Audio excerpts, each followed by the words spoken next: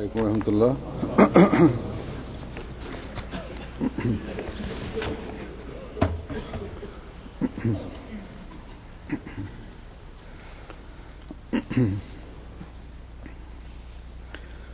اشہد ان لا الہ الا اللہ وحدہ لا شریک لہ واشہد ان محمدا عبدہ ورسولہ. اما بعد فاعوذ باللہ من الشیطان الرجیم. بسم اللہ الرحمن الرحیم. الحمد للہ رب العالمین الرحمن الرحیم مالک یوم الدین. إياك نعبد وإياك نستعين. اهدنا الصراط المستقيم صراط الذين أنعمت عليهم غير المغضوب عليهم ولا الضالين.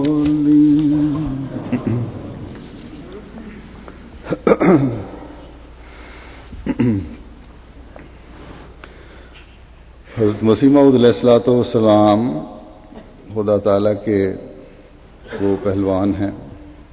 جن کو خود خدا تعالیٰ نے جری اللہ کہہ کر مخاطب فرمایا ہے. خدا تعالیٰ نے یہ خطاب آپ کو کیوں عطا فرمایا؟ اس لیے کہ بچپن سے ہی اللہ تعالیٰ کے فضل سے آپ کے دل میں اللہ تعالیٰ حضرت صلی اللہ علیہ وسلم اور اسلام کی محبت اللہ تعالیٰ نے اپنے فضل سے کوٹ کوٹ کر بھر دی تھی، اور آپ اسلام کے دفاع کا کوئی موقع بھی ہاتھ سے جانے نہیں دیتے تھے. ہر مذہب کے بارے میں آپ علیہ السلام کا گہرا مطالعہ اور علم تھا، اور ہر مذہب کے مقابل پر اسلام کی برتری ثابت کرنے کے لیے آپ ہم وقت مصروف رہتے تھے. جب ہندوستان میں عیسائی مشنریز کا زور ہوا اور اسلام اور بانی اسلام صلی اللہ علیہ وسلم کے خلاف سینکڑوں کتابیں لکھی گئیں، لا تعداد پمفلٹ اور اشتہارات تقسیم ہوئے اس زمانے میں، جس نے مسلمانوں کو عیسائیت کی جھولی میں ڈالنا شروع کر دیا. اور جو عیسائیت میں شامل نہیں ہوئے ان میں سے لاتعداد مسلمان ایسے تھے جن کے ذہنوں میں اسلام کی تعلیم کے خلاف اشتباہات پیدا ہونے شروع ہو گئے. اور پھر عیسائیت کے اس حملے کے ساتھ ہی آریہ سماج اور برہمو سماج جو تھے،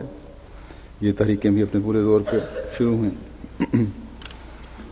اور مسلمانوں کا اس وقت یہ حال تھا کہ بجائے اس کے کہ مقابلہ کریں دوسرے مذاہب کا، آپس میں دست و گریبان تھے اور ایک دوسرے پر تکفیر کے فتوے لگا رہے تھے. اس وقت اسلام کی نازک حالت پر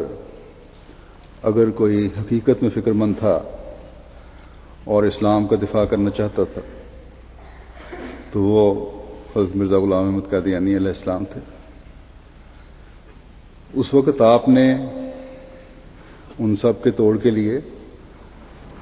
جو حملے اسلام پر ہو رہے تھے ایک کتاب لکھی جس کا نام براہین احمدیہ رکھا،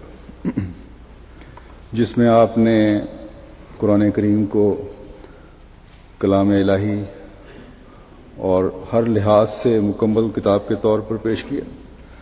اور اسی طرح آن حضرت صلی اللہ علیہ وسلم کی نبوت اور آپ کا افضل ہونا ثابت کیا، اور ناقابل تردید دلائل سے ثابت کیا، جس نے تمام مذاہب جو اسلام کے مقابلے پر تھے ان کو ہلا کے رکھ دیا، اور وہ اسلام کے خلاف ہر قسم کے اوچھے اور گھٹیا حملے کرنے میں اور زیادہ تیز ہو گئے۔ آپ کے اس نئے انداز نے جو آپ نے براہین احمدیہ میں پیش فرمایا اسلام کے دفاع کا، اسلام کی تعلیم کی خوبصورتی بیان کرنے کا، اس پر بہت سے مسلمان علماء نے آپ کا جو طریق تھا اور یہ جس طرح آپ نے لکھا تھا اس کو بڑی قدر کی نگاہ سے دیکھا، لیکن جب آپ نے اشتہاروں وغیرہ کے ذریعے اسلام کے پیغام کو مزید وسعت دی تو مسلمانوں کا بھی ایک طبقہ آپ کے خلاف ہو گیا اور غیروں کے ساتھ مل کر آپ کے خلاف محاذرائی شروع کر دی۔ آپ نے اس زمانے میں اسلام کا پیغام کس جوش سے دنیا تک پہنچایا، اور اس کا اندازہ اس بات سے ہوتا ہے کہ آپ کے ایک صحابی حضرت مولوی عبداللہ سنوری صاحب کے حوالے سے حضرت مرزا بشیر احمد صاحب نے بیان کیا ہے کہ اس وقت آپ نے 20,000 کی تعداد میں اشتہار چھپایا، اور دنیا کے مختلف حصوں میں جہاں بھی اس زمانے میں ڈاک جا سکتی تھی، تمام بادشاہوں اور ارباب حکومت کو، وزیروں کو، مدبرین کو، مصنفین کو، علماء کو، نوابوں وغیرہ کو وہ بھجوایا اشتہار۔ تو یہ اس زمانے کی بات ہے جب آپ کا دعویٰ مسیحیت نہیں تھا، بلکہ مجدد کے طور پر کی حیثیت سے سمجھنے کا پیغام دیا تھا یہ، اور اسلام کی خوبیاں اس میں بیان کی تھیں اس اشتہار میں آپ نے۔ بہرحال اس پیغام سے پھر جو پیغام یہ دنیا میں مختلف جگہوں پہ گیا تھا،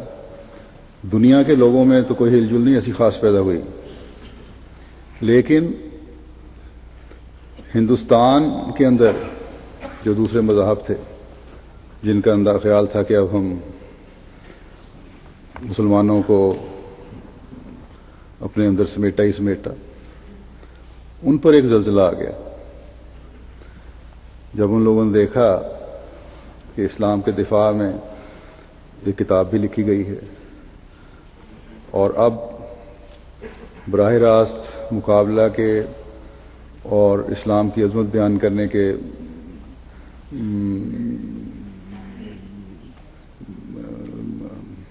لیے اشتہارات بھی تقسیم کیے جا رہے ہیں، تو ظاہر ہے جو بھی حربہ وہ غیر مسلم اسلام کے خلاف استعمال کر سکتے تھے انہوں نے کیا۔ جیسا کہ میں نے کہا، بعض مسلمان بھی اپنی کینہ توزی کی وجہ سے ان کی ہاں میں ہاں ملانے لگے اور آپ کے خلاف ہو گئے۔ تو بہرحال اس صورتحال میں آپ نے بڑے درد سے اللہ تعالیٰ سے دعائیں مانگی کہ میں تیرے آخری اور کامل دین اور حضرت خاتم الانبیاء صلی اللہ علیہ وسلم جو تیرے بہت پیارے ہیں ان کے دفاع کے لیے سب کچھ کر رہا ہوں، اس لیے اے اللہ تو میری مدد کر اور اس سوچ کے ساتھ آپ نے یہ فیصلہ فرمایا کہ ایک چلہ کشی کریں، یعنی 40 دن تک ایک علیحدہ جگہ پر اللہ تعالیٰ سے خاص دعائیں کریں تاکہ خدا تعالیٰ سے اسلام کی سچائی اور آن حضرت صلی اللہ علیہ وسلم کی صداقت کا خاص تائیدی نشان مانگیں۔ اس کے لیے پہلے آپ نے استخارہ کیا کس جگہ یہ چلہ کشی کی جائے۔ چنانچہ حضرت مسیح موعود علیہ السلام کو بتایا گیا کہ یہ چلہ کشی کا مقام جو ہے ہوشیار پور ہوگا۔ چنانچہ آپ نے اس مقصد کے لیے ہوشیار پور کا سفر اختیار کیا، اور آپ کے ساتھ اس وقت 3 ساتھی تھے، جن میں سے ایک تو حضرت مولوی عبداللہ سنوری صاحب تھے، حضرت حافظ حامد علی صاحب تھے، اور فتح خان صاحب تھے۔ حضرت مسیح موعود علیہ السلام نے اپنے ایک دوست شیخ مہر علی صاحب کو، جو ہوشیار پور کے تھے، خط لکھا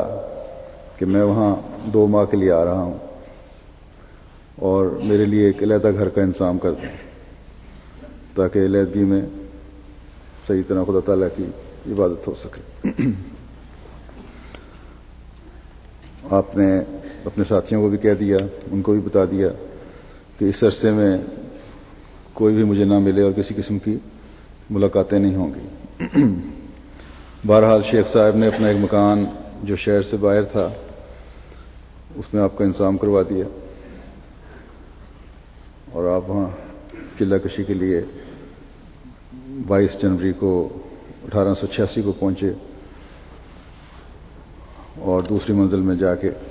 آپ نے اپنے ٹھہرنے کا فیصلہ فرمایا اور اپنے ساتھیوں کو بھی ہدایت کر دی، جیسا کہ میں نے بتایا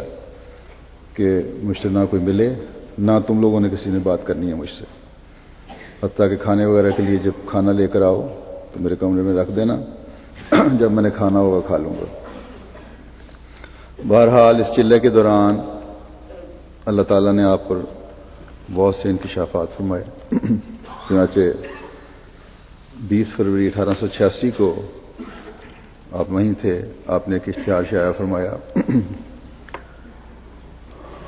اور اسے مختلف علاقوں میں بھجوایا۔ اس میں بہت ساری پیشگوئیاں تھیں جو اللہ تعالیٰ نے بڑی شان سے آپ کی زندگی میں پوری کی، بعد میں پوری کرتا گیا، لیکن جماعت میں 20 فروری کے حوالے سے ہر سال ایک جلسہ منعقد کیا جاتا ہے، اجلاس ہوتا ہے۔ اس لیے میں اس حصہ کو لے کر اس کی اہمیت اور کس شان سے یہ پوری ہوئی اس کا کچھ ذکر کروں گا۔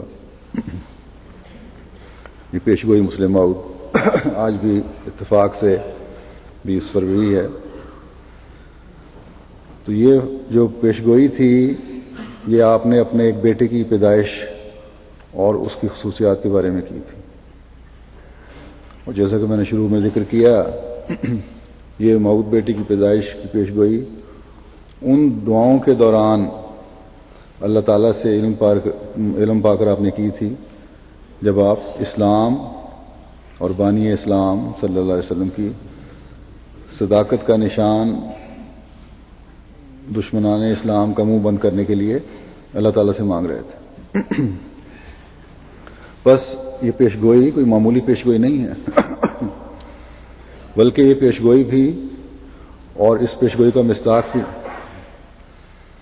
اسلام کی اس زمانے میں عظمت ثابت کرنے کا نشان ہے۔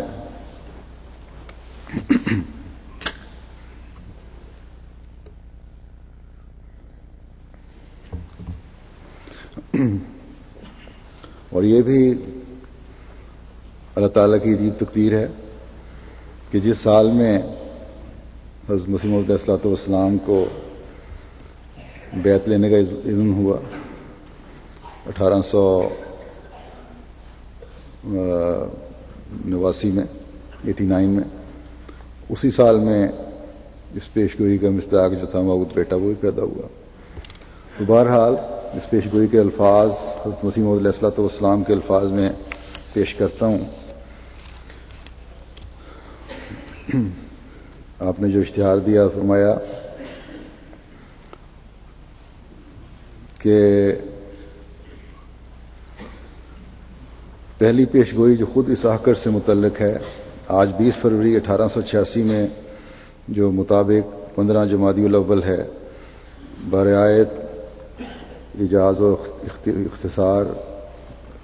کلمات الہامیہ نمونہ کے طور پر لکھی جاتی ہے اور مفصل رسالہ میں درج ہوگی انشاءاللہ تعالی۔ فرمایا کہ پہلی پیش گوئی با الہام اللہ تعالی و عالمہ عز و جل، خدائے رحیم و کریم بزرگ و برتر نے جو ہر یک چیز پر قادر ہے جل شانہ و عز اسمہ،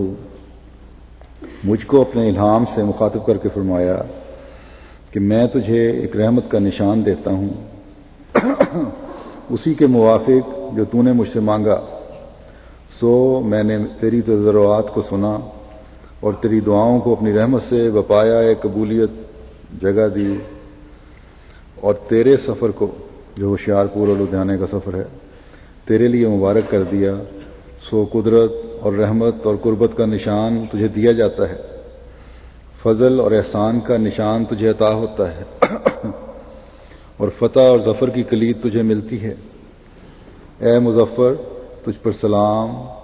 خدا نے یہ کہا تا وہ جو زندگی کے خواہاں ہیں موت کے پنجے سے نجات پائیں، اور وہ جو قبروں میں دبے پڑے ہیں باہر آویں، اور تا دین اسلام کا شرف اور کلام اللہ کا مرتبہ لوگوں پر ظاہر ہو، اور تا حق اپنی تمام برکتوں کے ساتھ آ جائے اور باطل اپنی تمام نحوستوں کے ساتھ بھاگ جائے، اور تا لوگ سمجھیں کہ میں قادر ہوں، جو چاہتا ہوں کرتا ہوں، اور تا وہ یقین لائیں کہ میں تیرے ساتھ ہوں، اور تا انہیں جو خدا کے وجود پر ایمان نہیں لاتے اور خدا کے دین اور اس کی کتاب اور اس کے پاک رسول محمد مصطفیٰ صلی اللہ علیہ وسلم کو انکار اور تکذیب کی نگاہ سے دیکھتے ہیں، ایک کھلی نشانی ملے اور مجرموں کی راہ ظاہر ہو جاوے، سو تجھے بشارت ہو کہ ایک وجیح اور پاک لڑکا تجھے دیا جائے گا، ایک ذکی غلام لڑکا تجھے ملے گا، وہ لڑکا تیرے ہی تخم سے تیری ہی ذریت و نسل ہوگا، خوبصورت پاک لڑکا تمہارا مہمان آتا ہے، اس کا نام اموائل اور بشیر بھی ہے، اس کو مقدس روح دی گئی ہے اور وہ رجس سے پاک ہے، وہ نور اللہ ہے، مبارک وہ جو آسمان سے آتا ہے، اس کے ساتھ فضل ہے جو اس کے آنے کے ساتھ آئے گا، وہ صاحب شکو اور عظمت اور دولت ہوگا، وہ دنیا میں آئے گا اور اپنے مسیحی نفس اور روح الحق کی برکت سے بہتوں کو بیماریوں سے صاف کرے گا، وہ کلمۃ اللہ ہے کیونکہ خدا کی رحمت و غیوری نے اسے اپنے کلمہ تمجید سے بھیجا ہے، وہ سخت ذہین و فہیم ہوگا اور دل کا حلیم، اور علوم ظاہری و باطنی سے پر کیا جائے گا، اور وہ 3 کو 4 کرنے والا ہوگا۔ اس کے معنی سمجھ نہیں آئے، لکھا ہے دوشنبہ ہے، مبارک دوشنبہ، فرزند دل بند، گرامی ارجمند، مظہر الاول والآخر، مظہر الحق والعلا، کان اللہ نزل من السماء، جس کا نزول بہت مبارک اور جلال الہی کے ظہور کا موجب ہوگا، نور آتا ہے نور، جس کو خدا نے اپنی رضامندی کی طرف سے ممسوح کیا ہے، ہم اس میں اپنی روح ڈالیں گے اور خدا کا سایہ اس کے سر پر ہوگا، وہ جلد جلد بڑھے گا اور اسیروں کی رستگاری کا موجب ہوگا، اور زمین کے کناروں تک شہرت پائے گا اور قومیں اس سے برکت پائیں گی، تب اپنے نفسی نقطہ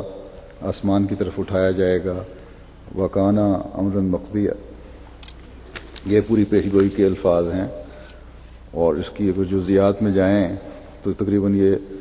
52 پوائنٹس تقریباً بنتے ہیں، اور بعض دوسرے الہامات جو تھے پیشگوئی کے بارے میں ان کو شامل کریں تو ایک جگہ حضرت مسلم موعود نے خود ہی 59 پوائنٹس بھی لکھے ہیں۔ تو یہ ہے وہ عظیم پیشگوئی، اس کے پورا ہونے کے لیے آپ نے اللہ تعالیٰ سے خبر پا کر یہ بتایا کہ 9 سال کے عرصے میں یہ لڑکا پیدا ہوگا، اور ان خصوصیات کا حامل ہوگا جو میں نے بیان کی ہیں. اس کی اگر تفصیل بیان کی تو اور وقت زیادہ ہو جائے گا، تو اس لیے مختصر بیان کر رہا ہوں. کچھ عرصہ بعد اس پیش گوئی کے جب آپ نے اشتہار شائع کر دیا، اعلان ہوا، تو اس پیش گوئی کچھ عرصہ بعد آپ کے ہاں ایک بچی کی ولادت ہوئی جس کا نام عصمت تھا. تو اس پر مخالفین نے بہت شور مچایا کہ آپ کی پیش گوئی غلط ثابت ہو گئی. تو آپ نے فرمایا تھا کہ میں نے تو عرصہ دیا تھا اور یہ نہیں فرمایا تھا کہ فوری طور پر پیدائش ہوگی. بہرحال پھر کچھ عرصے بعد ایک لڑکا پیدا ہوا جس کا نام بشیر رکھا گیا اور یہ بشیر اول کہلاتے ہیں. لیکن کچھ عرصے بعد بچپن میں ہی ان کی بھی وفات ہو گئی. تو مخالفین نے اس پر بڑا شور مچایا، بلکہ ان دونوں بچوں کی پیدائش سے پہلے جب آپ نے پیش گوئی کی تھی تو پنڈت لیکھ رام نے بڑے گھٹیا الفاظ میں آپ کی پیش گوئی کے ہر فقرے کے مقابلے پر آپ کے رد کے فقرے کہے تھے اس پیش گوئی کے. مثلا ایک فقرہ پیش گوئی کا یہ ہے کہ ایک ذکی غلام لڑکا تجھے ملے گا، وہ لڑکا تیرے ہی تخم سے، تیری ہی ذریت و نسل ہوگا. اس کے مقابلے پہ لیکھ رام نے لکھا کہ مجھے بھی خدا نے بتایا ہے کہ آپ کی ذریت بہت جلد منقطع ہو جائے گی. غائب درجہ زیادہ سے زیادہ 3 سال تک شہرت رہے گی. نیز اگر کوئی لڑکا پیدا ہوگا تو وہ رحمت کا نشان نہیں، زحمت کا نشان نعوذ باللہ ہوگا. اور بہت سی خرافات تھیں.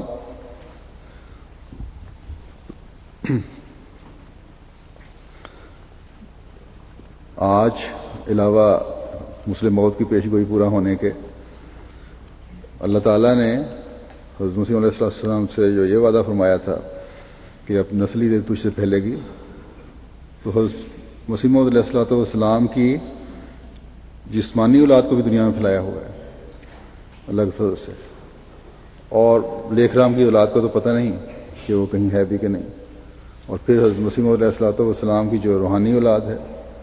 دنیا میں ہر جگہ پھیلی ہوئی ہے. ہر ملک میں یہ ستاروں کی طرح چمک رہے ہیں. تو بہرحال بشیر اول کے فوت ہونے پر دشمن نے اور بھی تالیاں بجائیں، بڑے خوش ہوئے اور لیکھ رام کے چیلے جو تھے مزید اچھلنے لگے. حضرت مسیح موعود علیہ السلام نے بارہا کہا کہ مجھے اللہ تعالیٰ نے جو عرصہ بتایا ہے اس کا انتظار کرو. اگر کہو کہ یہ لمبا عرصہ ہے تو یہ کون ضمانت دے سکتا ہے کہ اتنی زندگی بھی ہو سکتی ہے کہ نہیں. کجا یہ کہ بیٹے کی پیش گوئی ہو، پھر بیٹے کے بارے میں تو یہ بھی کہہ سکتے ہیں کہ کہہ دیا تکا لگا دیا لوگوں کے بیٹے ہوتے ہیں، بیٹیاں بھی ہوتی ہیں. اپنی زندگی کے بارے میں فرمایا کہ یہ کیا ضمانت ہے کہ میری زندگی بھی رہے گی اس وقت تک کہ نہیں. یا پھر یہ بھی کہہ سکتے ہیں کہ کیا فرق پڑتا ہے، بات ہی کرنی ہے نا. جس طرح لیکھ رام نے اپنے طرف سے الہام بنا کے پیش کر دیا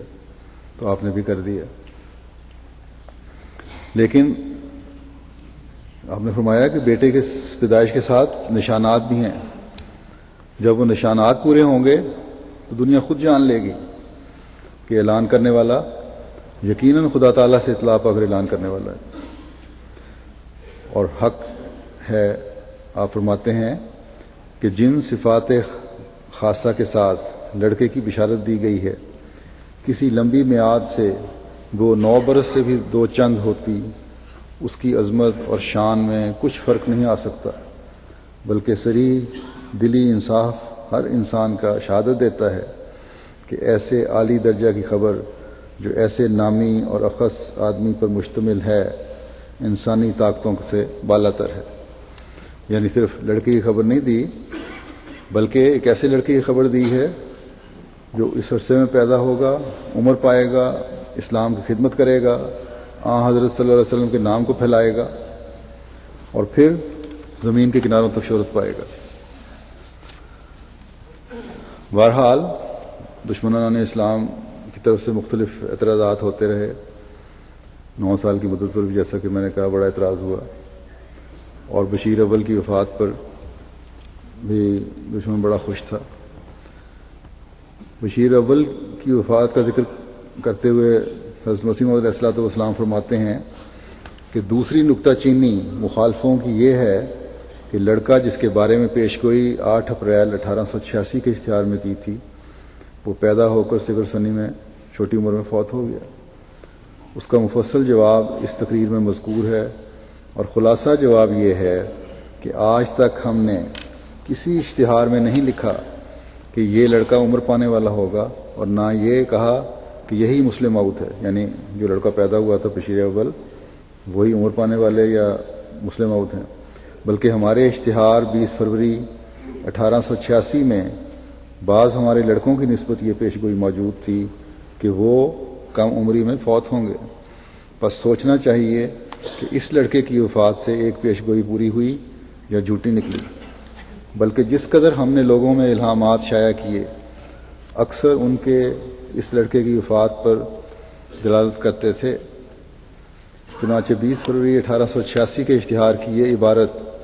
کہ ایک خوبصورت پاک لڑکا تمہارا مہمان آتا ہے، یہ پیش گوئی جو میں نے پڑھی اس کے یہ الفاظ تھے۔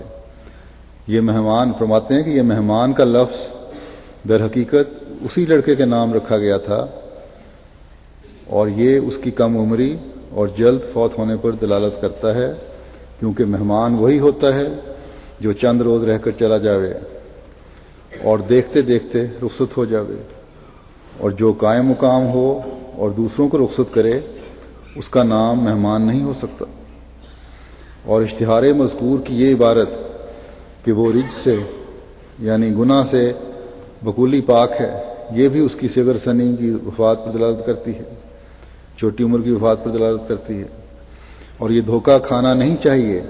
کہ جس پیش گوئی کا ذکر ہوا ہے وہ مسلم موعود کے حق میں ہے، کیونکہ بذریعہ الہام صاف طور پر کھل گیا ہے کہ یہ سب عبارتیں پسر متوفی کے حق میں ہیں، اور مسلم موعود کے حق میں جو پیش گوئی ہے وہ اس عبارت سے شروع ہوتی ہے کہ اس کے ساتھ فضل ہے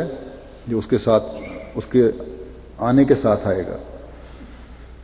پہلی جو 3-4 لائنوں کی پیش گوئی کے الفاظ ہیں، فقرات ہیں، وہ پہلے بشیر اول کے بارے میں فرمایا کہ مسلم موعود کی جو پیش گوئی ہے اس لفظ سے شروع ہوتی ہے، ان کے الفاظ اس میں یہی ہیں کہ اس کے ساتھ فضل ہے جو اس کے آنے کے ساتھ آئے گا۔ پس مسلم موعود کا نام الہامی عبارت میں فضل رکھا گیا، اور نیز دوسرا نام اس کا محمود اور تیسرا نام اس کا بشیر ثانی بھی ہے، اور ایک الہام میں اس کا نام فضل عمر ظاہر کیا گیا ہے۔ اور ضرور تھا کہ اس کا آنا مرض التوا میں رہتا جب تک یہ بشیر جو فوت ہو گیا ہے پیدا ہو کر واپس اٹھایا جاتا، کیونکہ یہ سب امور حکمت الہیہ نے اس کے قدموں کے نیچے رکھے تھے، اور بشیر اول جو فوت ہو گیا ہے بشیر ثانی کے لیے بطور ارحاس تھا، اس لیے دونوں کا ایک ہی جگہ ایک ہی پیش گوئی میں ذکر کیا گیا۔ بہرحال 12 جنوری 1889 کو پیش گوئی کے 3 سال کے بعد یہ لڑکا پیدا ہوا جن کا نام مرزا بشیر الدین محمود احمد رکھا گیا۔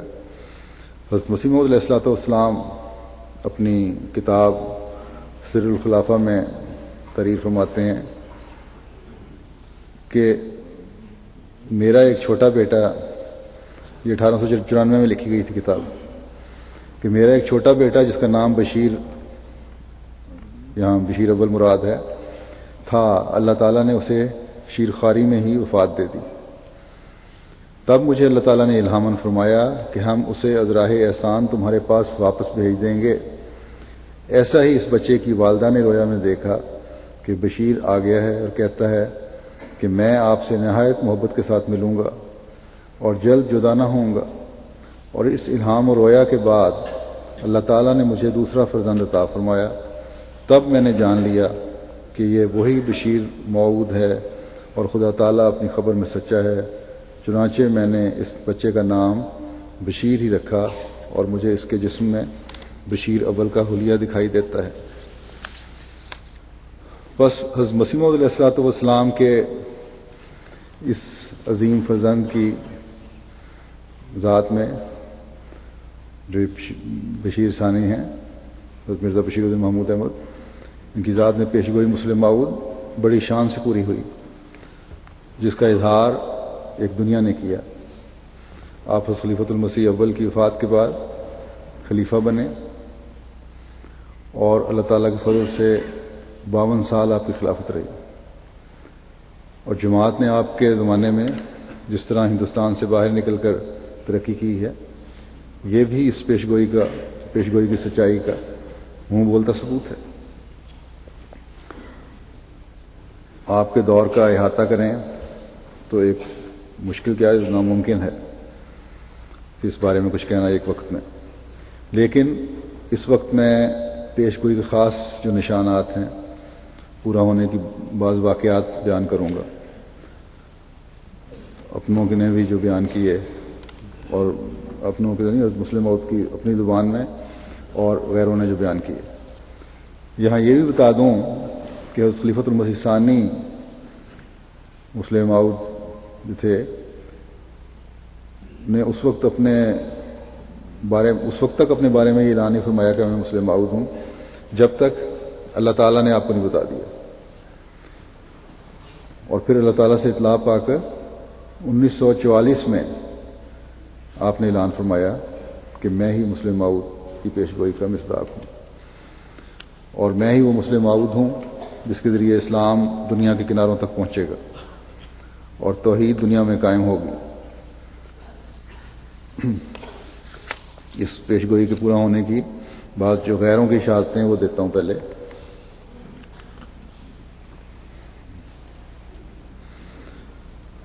ایک معزز غیر احمدی عالم مولوی سمیع اللہ خان صاحب فاروقی نے قیام پاکستان سے پہلے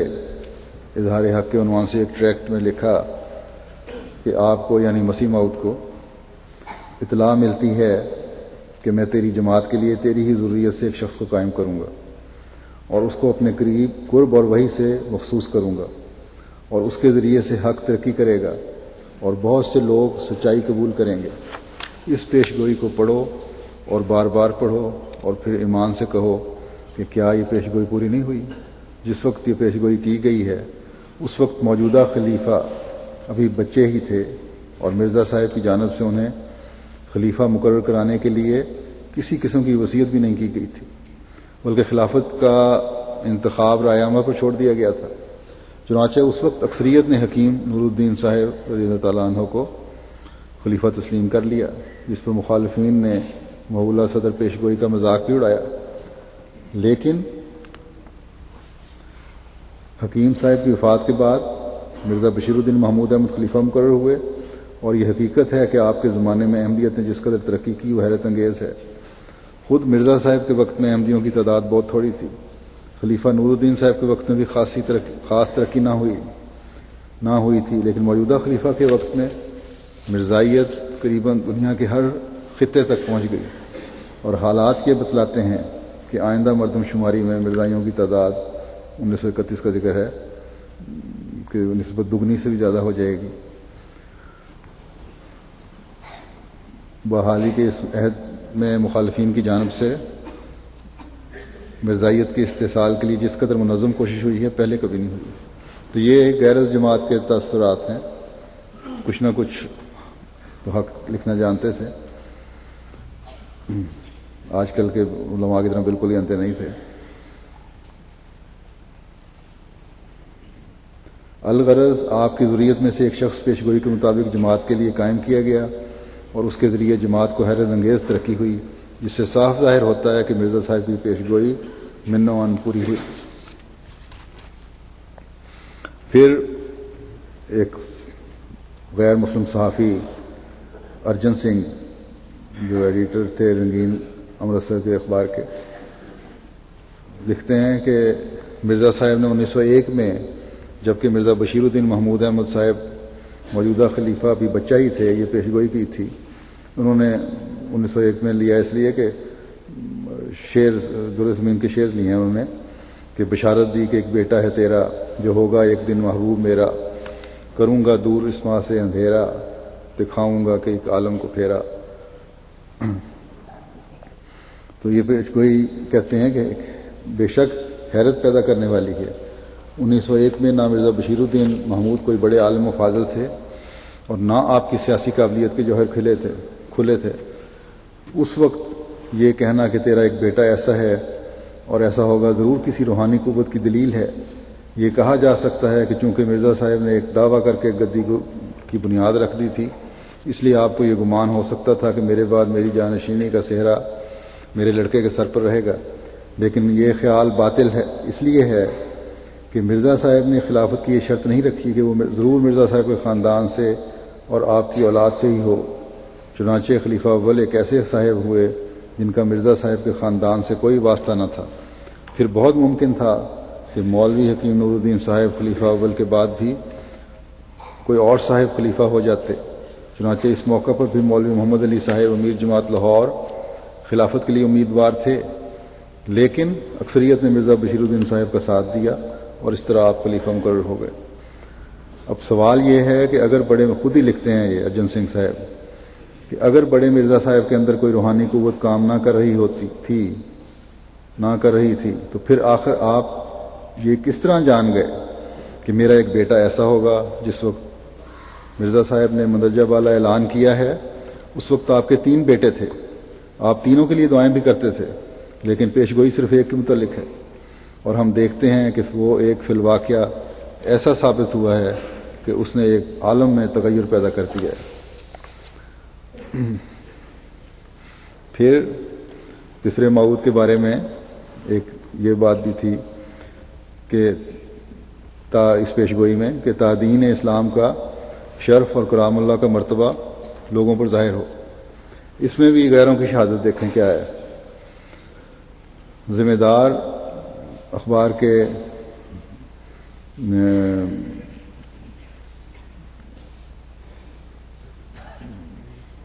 میں لکھا ہے مولوی ظفر علی خان صاحب نے، جو مشہور مسلم لیڈر تھے اور بڑے زبردست مقرر تھے، کہتے ہیں کان کھول کر سن لو، تم اور تمہارے لگے بندے مرزا محمود کا مقابلہ قیامت تک نہیں کر سکتے۔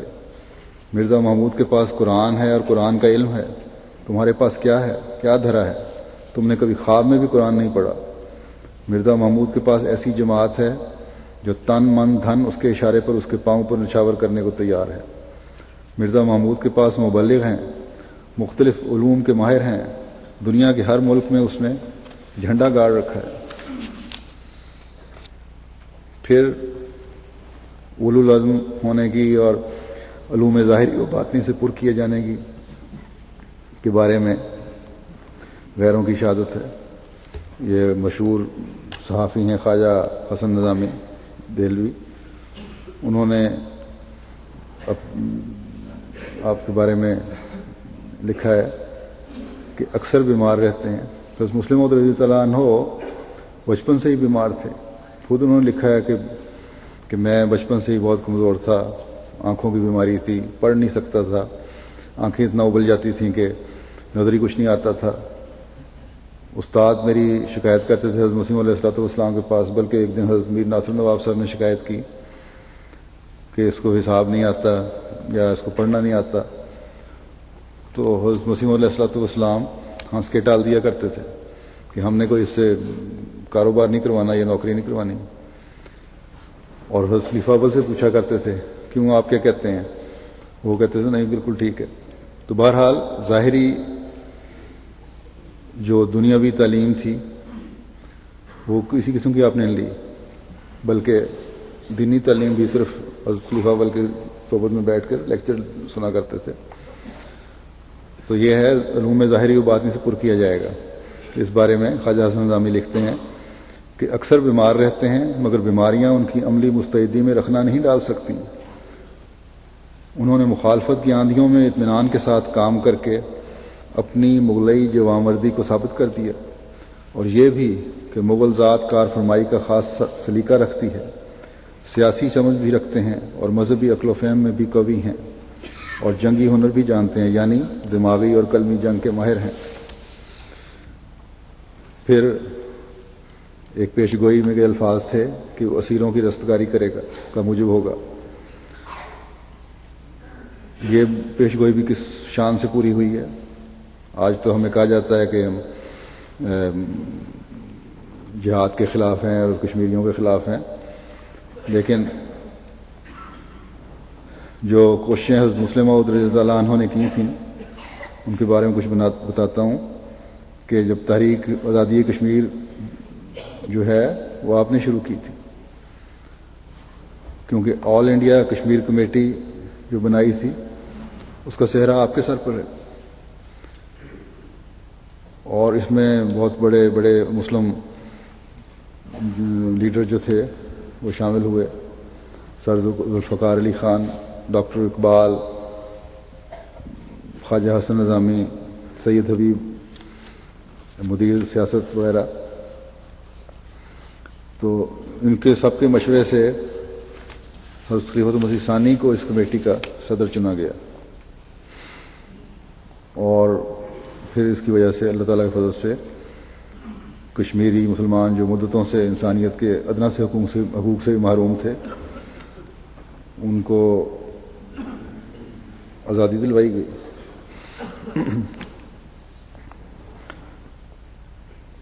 مسلم پریس نے حضرت مسلم موعود کے شاندار کارناموں کا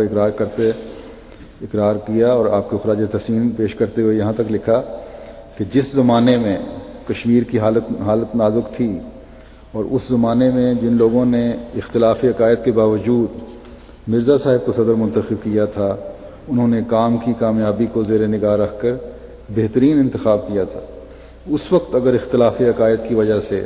مرزا صاحب کو منتخب نہ کیا جاتا تو تحریک بالکل ناکام رہتی اور امت مرحومہ کو سخت نقصان پہنچتا. عبد المجید سالک صاحب تحریک آزادی کشمیر کا تذکرہ کرتے ہوئے لکھتے ہیں کہ شیخ محمد عبداللہ شیر کشمیر اور دوسرے کارکنان کشمیر مرزا محمود احمد صاحب اور ان کے بعض کارپردازوں کے ساتھ اعلانیہ روابط رکھتے تھے، اور ان روابط کی بنا محض یہ تھی کہ مرزا صاحب کثیر الوسائل ہونے کی وجہ سے تحریک کشمیر کی امداد کئی پہلوؤں سے کر رہے تھے. وسائل تو اتنے نہیں تھے لیکن صحیح استعمال تھا وسائل کا، اور کارکنان کشمیر طبعاً ان کے ممنون تھے. سید حبیب صاحب جو ایک معروف صحافی تھے، اخبار سیاست لاہور کے ایڈیٹر تھے اور آل انڈیا کشمیر کمیٹی کے ممبر بھی تھے. جب حضرت مسلم موعود نے کمیٹی سے استعفیٰ دیا تو انہوں نے اپنے اخبار میں لکھا 18 مئی 1933 کی اشاعت میں کہ میری دانست میں اپنی اعلیٰ قابلیت کے باوجود ڈاکٹر اقبال اور ملک برکت علی صاحب دونوں اس کام کو چلا نہیں سکیں گے، اور یوں دنیا پر واضح ہو جائے گا کہ جس زمانے میں کشمیر کی حالت نازک تھی اس زمانے میں جن لوگوں نے اختلافی عقائد کے باوجود مرزا صاحب کو صدر منتخب کیا تھا انہوں نے کام کی کامیابی کو زیر نگاہ رکھ کر بہترین انتخاب کیا تھا. اس وقت اگر اختلافی عقائد کی وجہ سے مرزا صاحب کو منتخب نہ کیا جاتا تو یہ تحریک بالکل ناکام رہتی اور امت مرحومہ کو سخت نقصان پہنچتا. میری رائے میں مرزا صاحب کی علیحدگی کمیٹی کی موت کے مترادف ہے. مختصراً یہ کہ ہمارے انتخاب کی موزونیت اب دنیا پر واضح ہو جائے گی. اب پتہ لگ جائے گا کتنا کام کرتے ہیں کشمیر کمیٹی، اور دنیا نے دیکھ لیا. پھر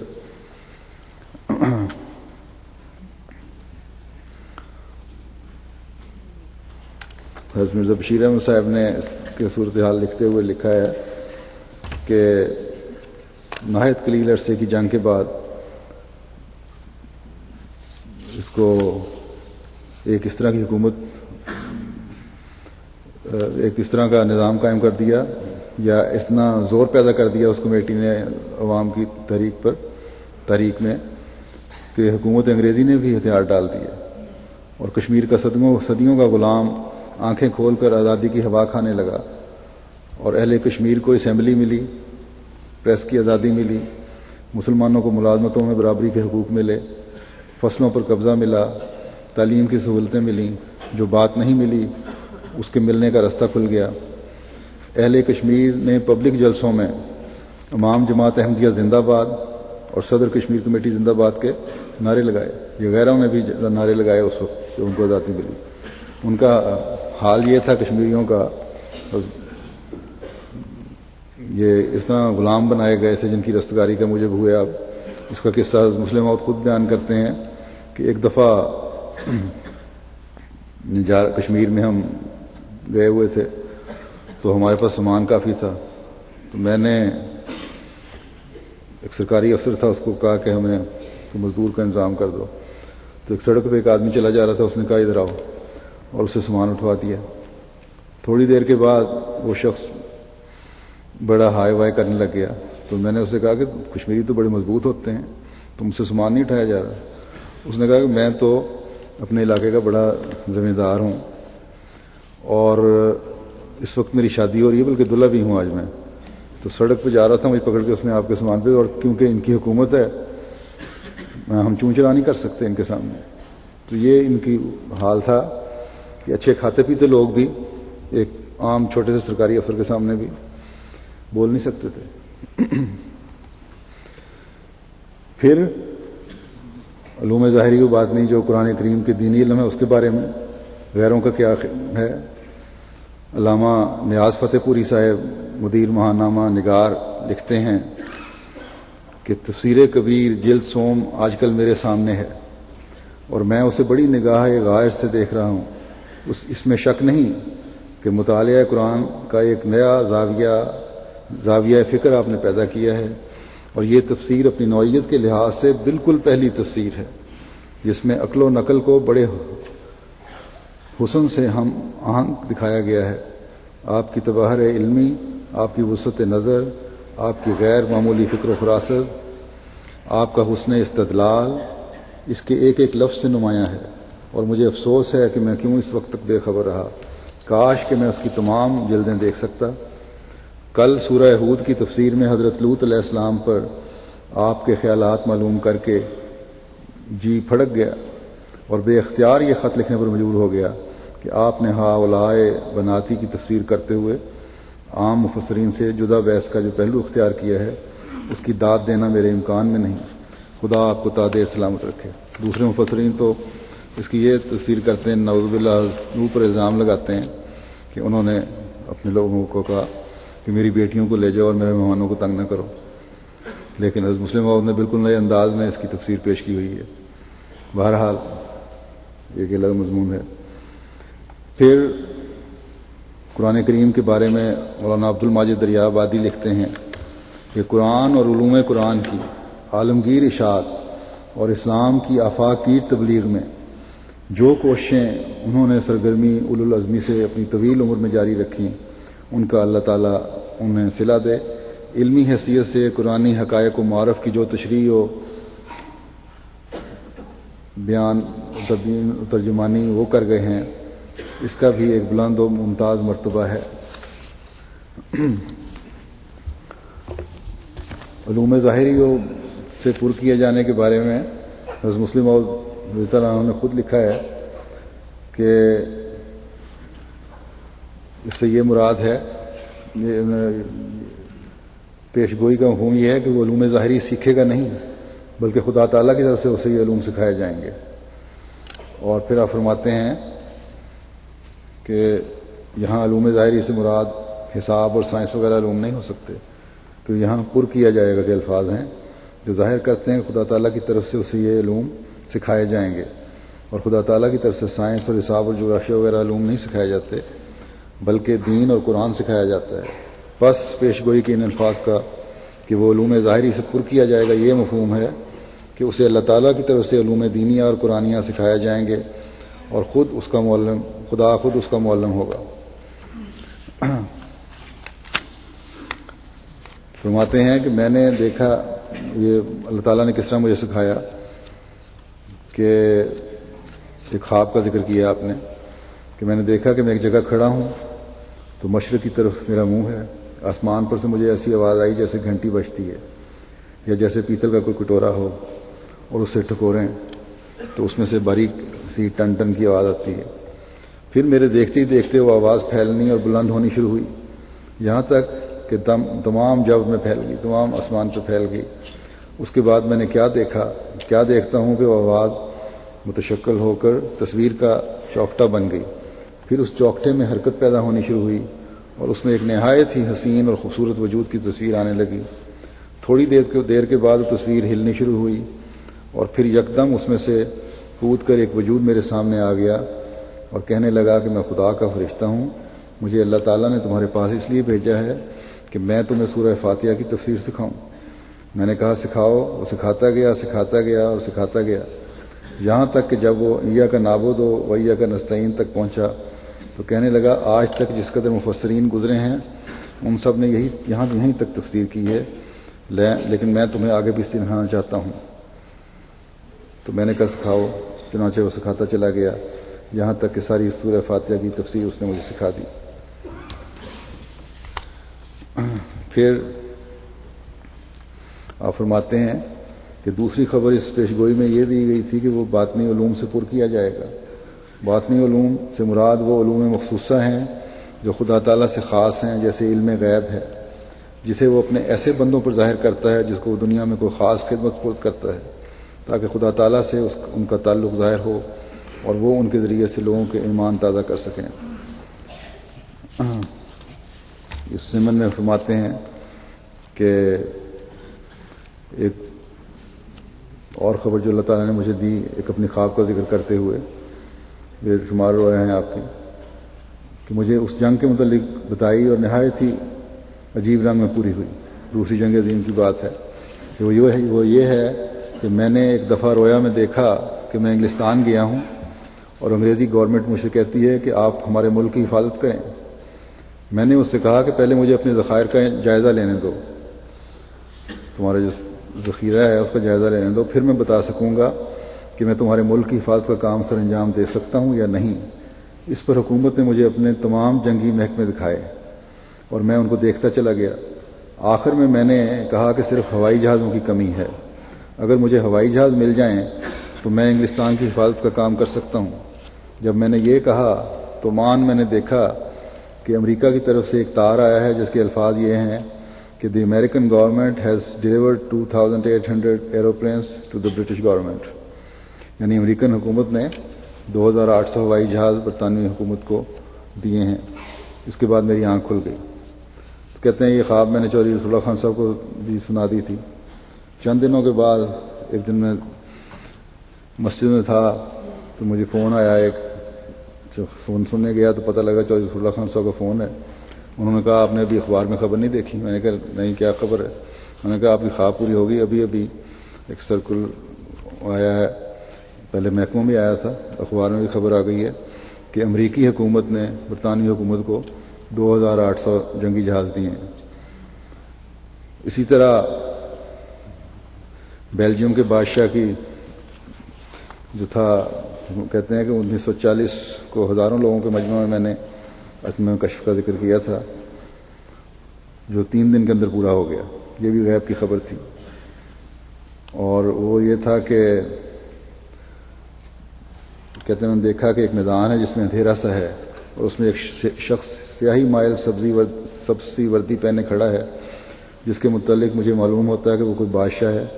پھر الہام ہوا ایبڈیکیٹڈ۔ میں نے اپنے اس کشف کا ذکر 26 مئی کے مجمع میں کیا تھا جب لوگ حکومت برطانیہ کی کامیابی کے متعلق دعا کرنے کے لیے جمع تھے، اور میں نے اس کی تعبیر یہ کی تھی کہ کوئی بادشاہ اس جنگ میں معزول کیا جائے گا یا کسی معزول شدہ بادشاہ کے ذریعے کوئی تغیر واقع ہوگا۔ چنانچہ اس الہام پر ابھی 3 دن نہیں گزرے تھے کہ خدا تعالیٰ نے بیلجیم کے بادشاہ لیوپولڈ کو ناگہانی طور پر معزول کر دیا۔ ایبڈیکیٹڈ کا مطلب یہی ہے کہ ڈیناؤنسمنٹ اور بائی ڈیفالٹ، یا مطلب ہے کہ کسی اعلان کے ذریعے سے یا عملاً اپنے فرائض منصبی کو ادا نہ کر سکنے کی وجہ سے اس کو فارغ کر دیا جائے۔ تو گویا یا تو وہ خود کہہ رہے ہیں کہ میں بادشاہ سے الگ ہوتا ہوں، یا ایسے حالات پیدا ہو جائیں گے کہ وہ بادشاہت کے فرائض ادا نہ کر سکے۔ تو کہتے ہیں بہینے ہی اس طرح ہوا، اور بیلجیم گورنمنٹ نے استعمال کیے الفاظ، اس نے کہا کہ ہمارا بادشاہ جرمن قوم کے ہاتھ میں ہے اور اب وہ اپنے فرائض کو ادا نہیں کر سکتا، بس اب بیلجیم کی قانونی گورنمنٹ ہم ہیں نہ کہ بادشاہ۔ تو اس طرح کے بہت سارے واقعات ہیں. پھر اپنے بارے میں فرمایا کہ خدا کا سایہ اس کے سر پر ہوگا. اس بارے میں اللہ تعالیٰ نے کس طرح نشان پورے کیے کہ اللہ تعالیٰ ہمیشہ میرا حافظ و ناصر ہوتا رہا اور دشمنوں کے حملوں سے محفوظ رکھا. فرمایا کہ مجھے اس وقت کوئی ایسا کام، اب دیکھو اللہ تعالیٰ نے کس طرح اس الہام کی صداقت بھی متواتر میری حفاظت اور نصرت کی ہے. مجھے اس وقت تک کوئی ایسا الہام نہیں ہوا جس کی بنا پر میں یہ کہہ سکوں کہ میں انسانی ہاتھوں سے نہیں مروں گا، لیکن بہرحال میں اس یقین پر قائم ہوں کہ جب تک میرا کام باقی ہے اس وقت تک کوئی شخص مجھے مار نہیں سکتا. میرے ساتھ متواتر ایسے واقعات گزرے ہیں کہ لوگوں نے مجھے ہلاک کرنا چاہا، مگر اللہ تعالیٰ نے اپنے خاص فضل سے ان کے حملوں سے محفوظ رکھا. فرمایا کہ ایک دفعہ میں جلسے پر تقریر کر رہا تھا اور تقریر کرتے کرتے میری عادت ہے کہ میں گرم گرم چائے کا 1-2 گھونٹ پی لیا کرتا ہوں تاکہ گلا درست رہے. کہ اسی دوران میں جلسہ گاہ میں سے کسی شخص نے ملائی کی ایک پیالی دی اور کہا کہ یہ جلدی سے حضرت صاحب تک پہنچا دیں کیونکہ حضور کو تقریر کرتے کرتے ذوف ہو رہا ہے. چنانچہ ایک نے دوسرے کو اور دوسرے نے تیسرے کو اور تیسرے نے چوتھے کو پیالی ہاتھوں ہاتھ پہنچانی شروع کر دی، یہاں تک کہ ہوتے ہوتے وہ اسٹیج پر پہنچ گئی. اسٹیج پر اتفاقاً کسی شخص کو خیال آ گیا اور اس نے احتیاط کے طور پر ذرا سی ملائی چکھی تو اس کی زبان کٹ گئی. تب معلوم ہوا کہ اس میں زہر ملی ہوئی ہے. اب اگر وہ ملائی مجھ تک پہنچ جاتی اور خدا نخواستہ اسے چکھ بھی لیتا تو کچھ نہ کچھ اس کا اثر ضرور ہو جاتا اور تقریر رک جاتی. پھر اسی طرح فرمایا ایک دفعہ ایک پٹھان لڑکا آیا چرا لے کے اور میں اس کو ملنے کے لیے باہر نکل ہی رہا تھا کہ جو ان کے عبدالواحد خان صاحب تھے، عبدالاحد خان صاحب، انہوں نے اس کی حرکتوں سے پہچان لیا کچھ ہتھیار اس کے پاس ہے اور پکڑ لیا. پھر اسی طرح کے اور بعض واقعات ہیں. پھر اسیروں کی رستگاری کے لحاظ سے خود ہی فرماتے ہیں کشمیر کا واقعہ ہے، اس پیشگوئی کی صداقت کا ایک زبردست ثبوت ہے اور ہر شخص جو ان واقعات پر سنجیدگی کے ساتھ غور کرے یہ تسلیم کیے بغیر نہیں رہ سکتا کہ اللہ تعالیٰ نے میرے ذریعے سے ہی کشمیریوں کی رستگاری کے سامان پیدا کیے اور ان کے دشمنوں کو شکست دی.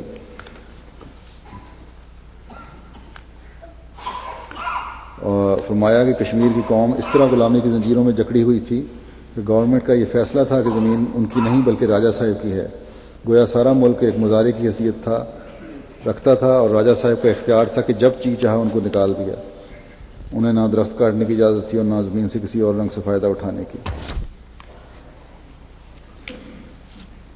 ایک بات اس میں یہ تھی کہ زمین کے کناروں تک شہرت پائے گا اور یہ بھی اللہ تعالیٰ کے فضل سے حضرت مسلم موعود رضی اللہ عنہ کے زمانے میں بڑی شان سے پوری ہوئی اور دنیا میں بہت سارے مشن کھلے. آپ کے زمانے میں سیلون، ماریشس، سماٹرا اسٹریٹس سیٹلمنٹس، چین، جاپان، بخارا، روس، ایران، عراق، شام، فلسطین، مصر، سوڈان، ابیسینیا، تقریباً کوئی چیکوسلوواکیا، پولینڈ، البانیہ وغیرہ، بلکہ بعض مشن بعد میں بند بھی ہوئے ہیں. یونائٹڈ اسٹیٹس، یوگوسلاویا، ارجنٹین، تقریباً کوئی 34-35 ممالک میں مشن کھلے اور تبلیغ اسلام پھیلی. اور فرمایا کہ ہزاروں مسیح میرے ذریعے سے اسلام میں داخل ہوئے. اس طرح میرے ذریعے اسلام اور احمدیت کی جو تبلیغ ہوئی ہے وہ ساری دنیا پر حاوی ہو جاتی ہے.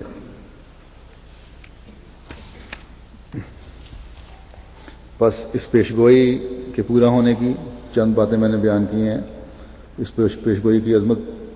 بیان فرماتے ہوئے حضرت مسیح موعود علیہ السلام فرماتے ہیں کہ آنکھیں کھول کر دیکھ لینا چاہیے کہ یہ صرف پیشگوئی نہیں بلکہ ایک عظیم الشان نشان آسمانی ہے جس کو خدائے کریم جل شانہ نے ہمارے نبی کریم رؤوف و رحیم محمد مصطفیٰ صلی اللہ علیہ وسلم کی صداقت و عظمت ظاہر کرنے کے لیے ظاہر فرمایا ہے. اور در حقیقت یہ نشان ایک مردہ کو زندہ کرنے سے 100 درجہ اعلیٰ و اولا و اکمل و افضل و اتم ہے، کیونکہ مردے کے زندہ کرنے کی حقیقت یہی ہے کہ جناب الہی میں دعا کر کے ایک روح واپس منگوایا جاوے. اس جگہ بفضل تعالیٰ و احسان ہی و ببرکت حضرت خاتم الانبیاء صلی اللہ علیہ وسلم خداوند کریم نے اس عاجز کی دعا کو قبول کر کے ایسی بابرکت روح بھیجنے کا وعدہ فرمایا جس کی ظاہری و باطنی برکتیں تمام زمین پر پھیلیں گی سو اگرچہ بظاہر یہ نشان احیاء موتا کے برابر معلوم ہوتا ہے، مگر غور کرنے سے معلوم ہوگا کہ یہ نشان مردوں کے زندہ کرنے سے 100 درجے بہتر ہے۔ مردے کی بھی روح ہی دعا سے واپس آتی ہے، اور اس جگہ بھی دعا سے ایک روح ہی منگائی گئی ہے، مگر ان روحوں اور اس روح میں لاکھوں کوسوں کا فرق ہے۔ جو لوگ مسلمانوں میں چھپے ہوئے مرتد ہیں، وہ حضرت صلی اللہ علیہ وسلم کے معجزات کا ظہور دیکھ کر خوش نہیں ہوتے، بلکہ ان کو بڑا رنج پہنچتا ہے کہ ایسا کیوں ہوا۔ بس یہ پس منظر اور کچھ واقعات اور اہمیت ہے اس پیشگوئی کی جو مختصراً میں نے بیان کی ہے، اور اس پیشگوئی کی شان ہم حضرت مسیح علیہ السلام کے اس آخری اقتباس میں ہم نے سنی دیکھی۔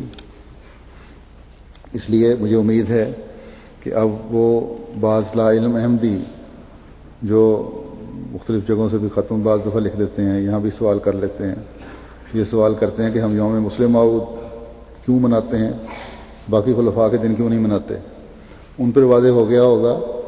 کہ مسلم موعود کی پیش گوئی کا دن ایمانوں کو تازہ کرنے اور اس عہد کو یاد کرنے کے لیے مناتے ہیں کہ ہمارا اصل مقصد اسلام کی سچائی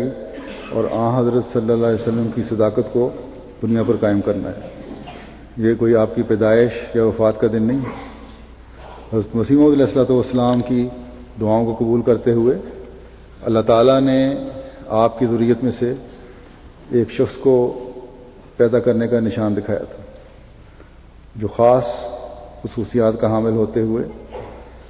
اسلام کی حقانیت دنیا پر ثابت کرنی تھی جس نے اور کی، اور ایسے راستے نظام جماعت کے لیے متعین کر دیے جن پر چلتے ہوئے بعد میں آنے والے بھی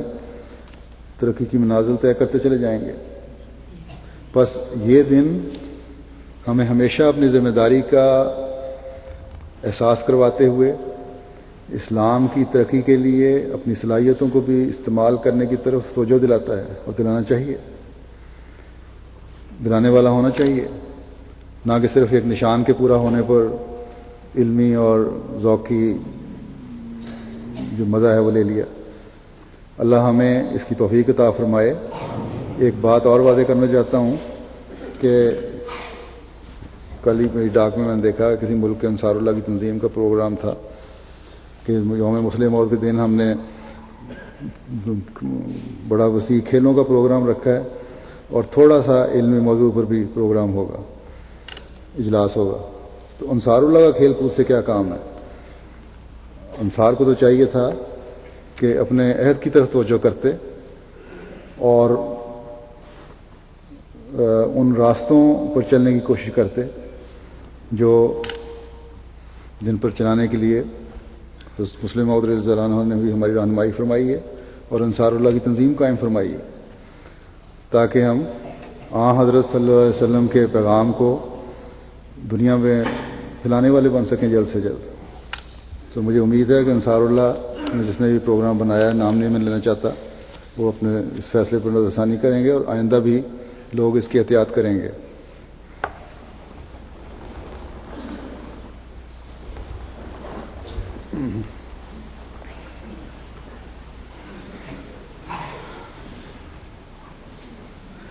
الحمد لله نحمده ونستعينه ونستغفره ونؤمن به ونتوكل عليه ونعوذ بالله من شرور أنفسنا ومن سيئات أعمالنا من يهده الله فلا مضل له ومن يضلل فلا هادي له ونشهد أن لا إله إلا الله ونشهد أن محمدا عبده ورسوله عباد الله رحمكم الله إن الله يأمر بالعدل والإحسان وإيتاء ذي القربى وينهى عن الفحشاء والمنكر والبغي يعظكم لعلكم تذكرون اذكروا الله يذكركم وادعوه يستجب لكم ولذكر الله أكبر.